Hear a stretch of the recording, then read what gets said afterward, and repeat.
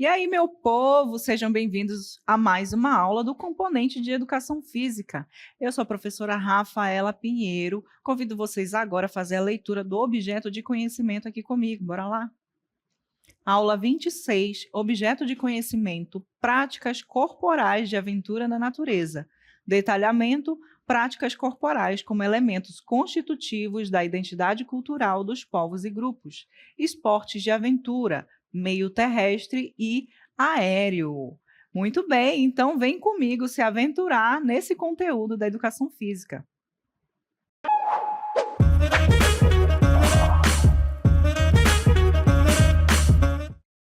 Muito bem, então para iniciar a nossa aula, eu peço que vocês observem essas imagens aí, observem onde elas estão acontecendo, essas atividades estão sendo executadas, né? Observem que a gente viu aí atividades acontecendo no meio aéreo, no meio terrestre, né? As pessoas aí subindo, né? Uma parede rochosa, outras pessoas caminhando na neve. A essas atividades, a gente está falando então de práticas corporais de aventura. E observando onde elas acontecem, a gente chega à conclusão de que são práticas corporais de aventura que acontecem na natureza.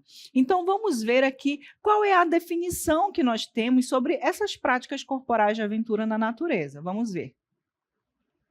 Bom, práticas corporais de aventura na natureza caracterizam-se por explorar as incertezas que o ambiente físico cria para o praticante na geração da vertigem e do risco controlado. Então, aqui a gente já consegue observar algumas questões, né, que são práticas que acontecem, obviamente, na natureza e são práticas que trazem um certo risco, mas esse risco, ele é um risco controlado, ele é um risco planejado, né, e traz esse ambiente de incerteza.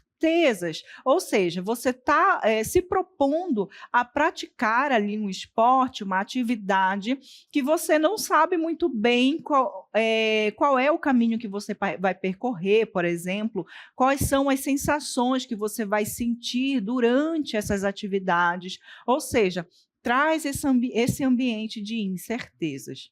Bom, essas práticas corporais de aventura na natureza, elas podem acontecer em 3 cenários diferentes, tá?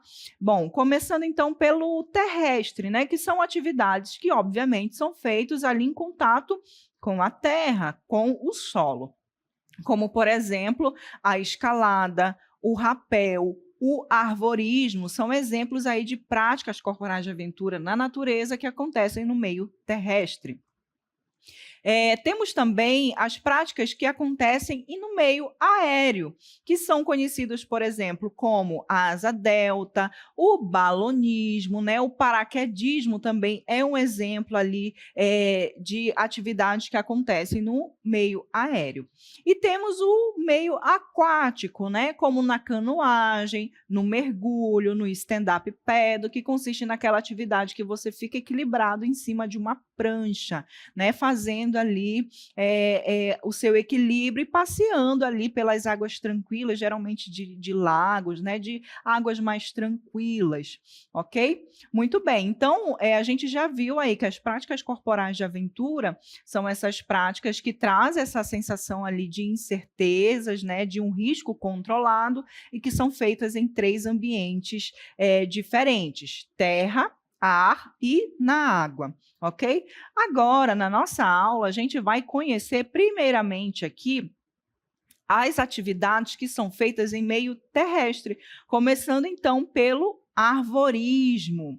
Bom, o arvorismo, ele consiste numa prática onde esses sujeitos, né, eles vão se locomover entre as copas das árvores. Então, vai estar ali erguida uma passarela e essa passarela vai permitir essa travessia, né, entre uma copa de uma árvore até a copa de outra árvore, ok? E geralmente, né, nessa prática, esses praticantes eles vão estar estar acompanhados e assistidos por plataformas, que é por onde ele vai passar, por onde ele vai percorrer, cabos e cordas de segurança, né? Lembra do risco que eu falei? Esse risco ele é controlado, ok?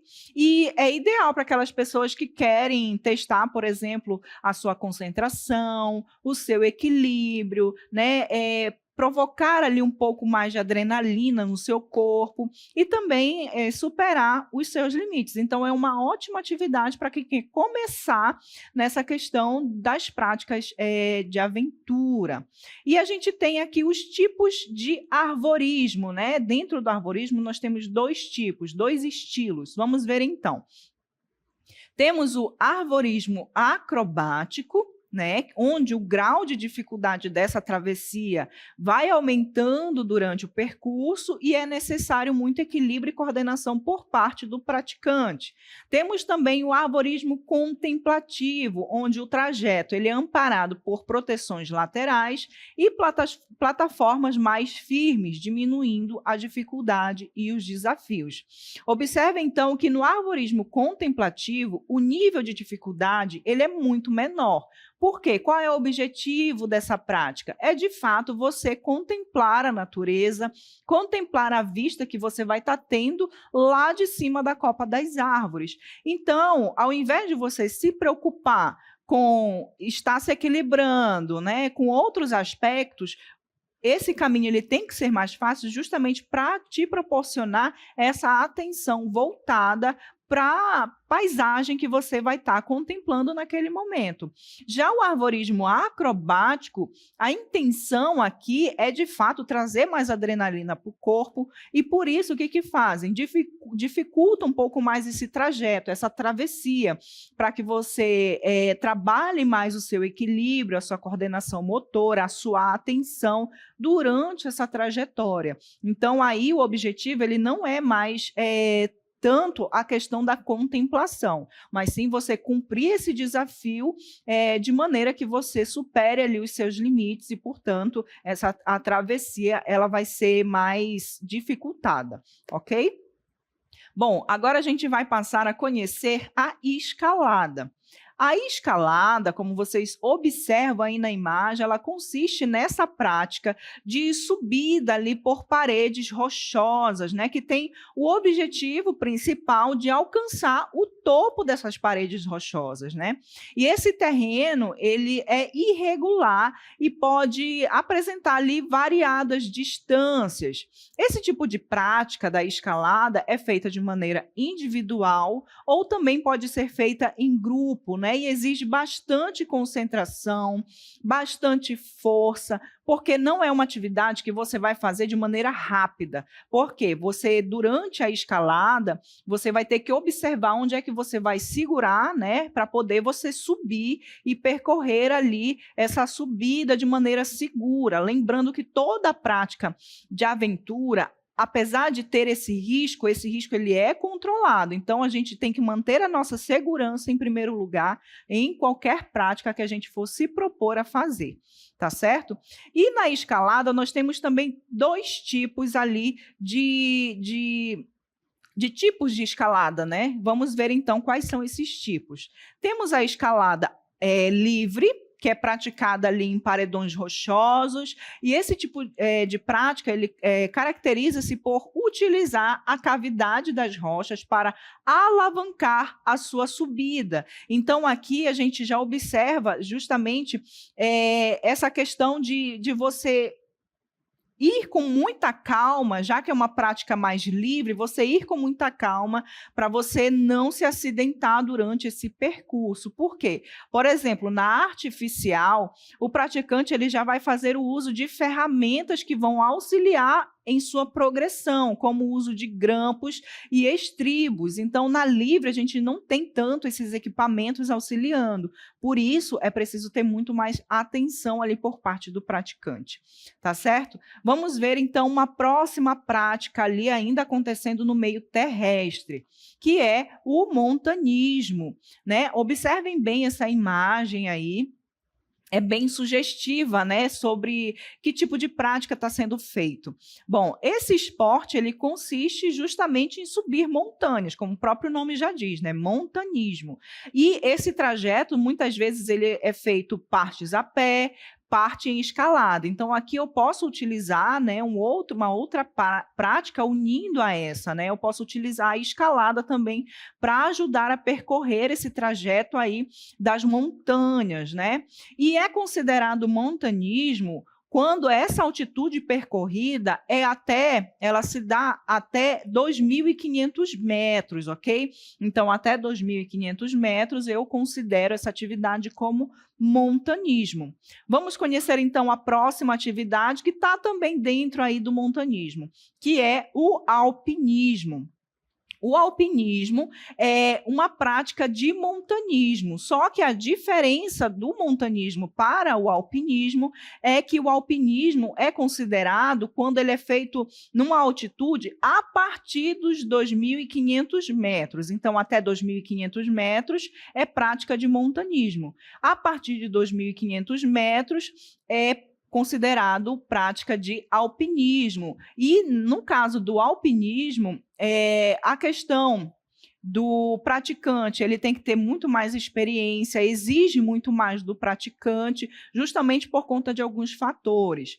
Esse nome aí, alpinismo, ele surgiu devido à conquista do pico do Mont Blanc, né, que tem uma altitude ali de 4.807 metros, mais ou menos, que fica na fronteira da Itália e da França, e se deu ali no século XIX. Então, nós conhecemos o alpinismo desde esse momento aí da história, ok? E quando se pratica o alpinismo, geralmente você se depara com um efeito, que é o ar tornando-se rarefeito, ou seja, o oxigênio ele vai ficando mais escasso porque é um monte ali, é uma montanha muito alta, ou seja, fica ali o oxigênio, né, a respiração fica mais dificultada por conta dessa situação. E isso pode causar sensações e alterações no corpo ali do praticante, deixando a respiração desse praticante mais dificultada, a movimentação também ela fica um pouco mais pesado, o raciocínio, justamente pela falta, pela escassez ali da oxigenação mais eficiente, vai fazendo com que a pessoa fique com o raciocínio mais lento, ok? Então, tudo isso a pessoa ela se expõe quando ela faz ali a prática do alpinismo. E quando ela chega, por exemplo, a uma altitude de 4.000 metros, essa presença do oxigênio se torna tão escassa, tão baixa, que as pessoas elas tendem a passar mal quando elas realizam ali tarefas simples para a gente, que está aqui, né, digamos que na base da montanha, essas atividades corriqueiras elas vão ficando mais complicadas de serem feitas. Então, elas chegam ali a um estado, por exemplo, chamado de mal agudo da montanha, né, que pode causar sintomas como náuseas, dor de cabeça e até desmaios, justamente por conta dessa escassez ali do oxigênio durante essa trajetória. Então, é preciso ter muito cuidado, né, e é preciso ter muita responsabilidade, estar sempre acompanhado de alguém mais experiente na hora de fazer essa atividade, tá bom? Muito bem, então vamos aí conhecer qual é a nossa próxima prática. Vamos lá. Nós temos aqui como a próxima prática o rapel, né? Que é justamente essa atividade que consiste na prática de descida das paredes rochosas, né? Enquanto na escalada eu subo essas paredes rochosas, no rapel eu desço essas paredes rochosas. E essa atividade ela pode ser realizada tanto em montanhas, como em cachoeiras, em cânions. E a gente tem um exemplo aqui muito próximo da nossa realidade desse tipo de prática, que acontece lá em Presidente Figueiredo, né, que é a terra das cachoeiras. É uma prática muito que as pessoas elas procuram fazer muito, né, que atrai muitos turistas, justamente que é essa prática de descer ali as cachoeiras com o auxílio desses equipamentos que vocês estão olhando aí na imagem. É bem interessante. Bom, agora vamos passar a conhecer a corrida de orientação. A corrida de orientação, ela vem a ser uma corrida, uma prática competitiva que vai precisar do auxílio de um mapa específico e também do uso da bússola, né, que vai guiar ali esse praticante, justamente para que ele consiga chegar ali ao seu objetivo, ok? Então, na corrida de orientação, esse praticante ele precisa ter certas habilidades necessárias, como conseguir ler, fazer uma leitura ali correta do mapa que ele está usando, fazer a escolha da rota que vai ser mais eficiente para ele. Lembre-se que tudo isso vai estar sendo percorrido, né, através de uma corrida. Além da questão da velocidade, quanto mais rápido ele chegar no seu objetivo, melhor, ele precisa também ter uma boa tomada de decisão quanto ao caminho que ele vai percorrer para que ele consiga chegar ao seu objetivo.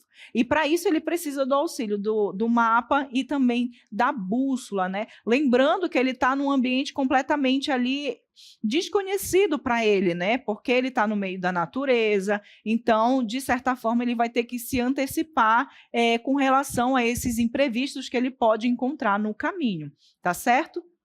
Muito bem. Então, nós temos aí como próxima, né, como dentro ainda da corrida de orientação, nós temos ali os estilos, né, sobre essa corrida, que é justamente essa questão que a corrida ela traz, né, essa sensação ali de imprevisibilidade, né, que ela tem que percorrer um ambiente completamente desconhecido. E imagina só que ela não sabe fazer a leitura de um mapa, que ela não sabe utilizar uma bússola, ela com certeza vai se perder ali no meio do caminho, né, não vai conseguir chegar ao seu objetivo. Portanto, ela precisa ter isso muito bem trabalhado, né, essas habilidades necessárias precisam ser adquiridas antes de fazer essas práticas. Agora, falando sobre uma outra prática de aventura ali, nós vamos falar do mountain bike. Mountain bike é uma modalidade do ciclismo, né, que também é conhecida pela sigla MTB, que é praticada em terrenos irregulares, como estradas de terras e trilhas. Olha só que interessante. Então, nós pegamos aqui a prática do ciclismo e a gente traz essa prática para um ambiente de natureza, né? Então, é uma atividade, de fato, que traz uma adrenalina muito grande ali para o corpo, porque você vai estar percorrendo ali um terreno completamente desconhecido, instável, imprevisível, né? E você tem que estar habilitado e habituado e também ter essa tomada de decisão quando você se encontrar com esse tipo de situação. E dentro do mountain bike, nós temos aqui 3 categorias, né? Vamos ver quais são. O mountain bike XCO, né, que é uma modalidade olímpica do MTB, com circuitos pré-definidos e obstáculos para os atletas. Temos também o cross country maratona, que tem a característica ali de ter percursos com distâncias maiores por estradas de terra. Temos também o downhill, que consiste na descida de trilhas ou pistas técnicas construídas especificamente para essa atividade. Muito bem, vamos conhecer então uma outra prática chamada de bungee jump. Então, observem bem essa imagem e veja aí, e tentem imaginar qual é a sensação que esse praticante está tendo ao se deparar com essa situação. Provavelmente está sentindo ali um frio na barriga, porque só de olhar essa imagem eu já estou sentindo. Deve ser, de fato, muita aventura, né? Praticar ali o bungee jump, que é esse esporte que vai permitir a essas pessoas, mesmo que elas não tenham nenhum tipo de treinamento antecipado, experimentarem todas as emoções de saltar ali em queda livre, né, em diversos cenários e também em diversos locais, mas garantindo a segurança a esse praticante. Então, observe aí que esse praticante está seguro, né, nesse cabo que vai diminuir o impacto ali justamente dessa queda. Então, os saltos, eles são realizados presos pelos pés também, ou cintura, ou então na região do peitoral, e são presos com essas cordas que elas são elásticas, né, que fazem toda a absorção desse impacto aí, que eu acabei citando para vocês, fazendo com que isso não seja sentido tanto esse impacto pelo praticante, o que é muito bom. né? Então, aqui você pode imaginar, professora, mas o bungee jump ele é considerado um esporte que é feito no meio terrestre? Eu estou vendo essa pessoa pulando, não seria um esporte aéreo? Bem, então vamos ver aqui a questão dessa característica. Apesar de ser um esporte que durante a sua trajetória a pessoa ela perde o contato com o solo, né? Quando ela vai iniciar a trajetória, ela salta de onde? De uma base, né? Ela salta ali de uma rampa, digamos assim, e fica em queda livre. Então, ela inicia a sua trajetória em contato com o solo, mas depois ela termina a sua trajetória em queda livre. Então, a literatura, ela ainda não classifica, ainda não faz a junção dessas classificações, né? Então, a gente tem que colocar dentro de uma classificação. Tem literatura que diz que é um esporte aéreo, tem literatura que diz que é um esporte terrestre, mas partindo desse princípio de que quando ele começa a praticar, ele está em contato com o solo e só depois, então, é que ele começa a perder esse contato com o solo, então a gente classifica ele como um esporte de aventura que acontece ali no meio terrestre, tá bom? Só para ficar claro, caso tenha alguma dúvida com relação a essa classificação. Muito bem, agora, passando aí para os esportes que acontecem no meio aéreo, nós vamos falar do asa delta, né? Que é essa prática aí que permite que durante ali a sua trajetória, esse praticante ele tenha uma vista panorâmica, uma vista lá de cima do local onde ele está fazendo essa prática, né? Então, é uma prática de voo livre que vai empregar ali um tipo de asa que é feita com materiais rígidos, como tubos de alumínio, por exemplo, e também de materiais flexíveis, como no caso dos tecidos, né? Que vão formar as asas ali, permitindo esse voo panorâmico. Muito interessante.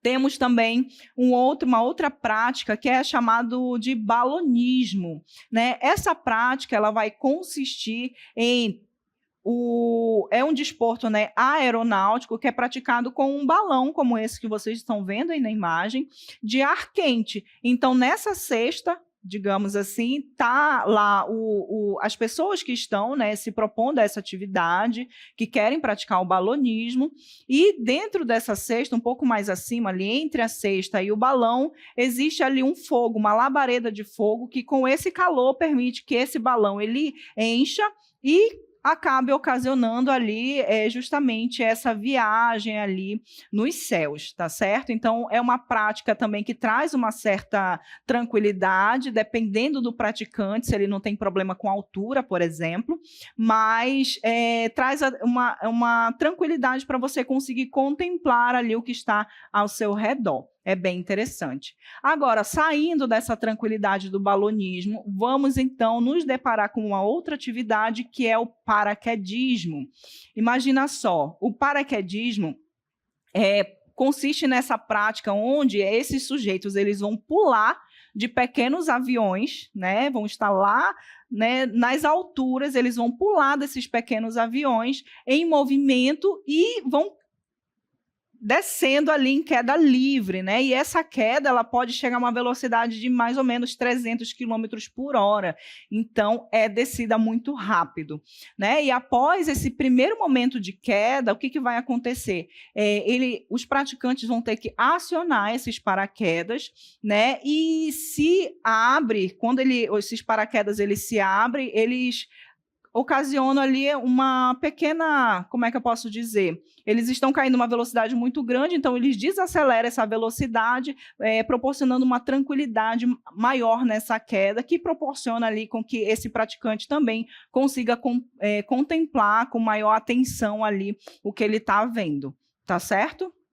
Muito bem, vamos ver agora a tirolesa, né, que é essa prática esportiva que nós temos também aqui, que a gente pode encontrar aqui na região do Amazonas, né, uma prática muito conhecida por aqui, que consiste nesse deslizamento que é realizado com equipamentos individuais em um cabo de aço fixado entre pontos de diferentes alturas. Mas, professora, se o bungee jump ele é um esporte que é considerado um esporte de meio terrestre, porque ele está ligado ali no solo. A tirolesa, ela também não tem essa característica? Nesse caso aqui, não. Sabe por quê? Porque toda a sua trajetória, ela acontece no ar. Em nenhum momento começa com contato com o solo, ela já começa no ar. Então, ela vai deslizando ali naquele cabo até chegar ali ao objetivo final. Então, tirolesa, sim, é uma prática de meio aéreo. Agora, vamos ver aqui quais são os benefícios que a gente pode encontrar quando a gente se sujeita a esse tipo de atividade. Vamos ver.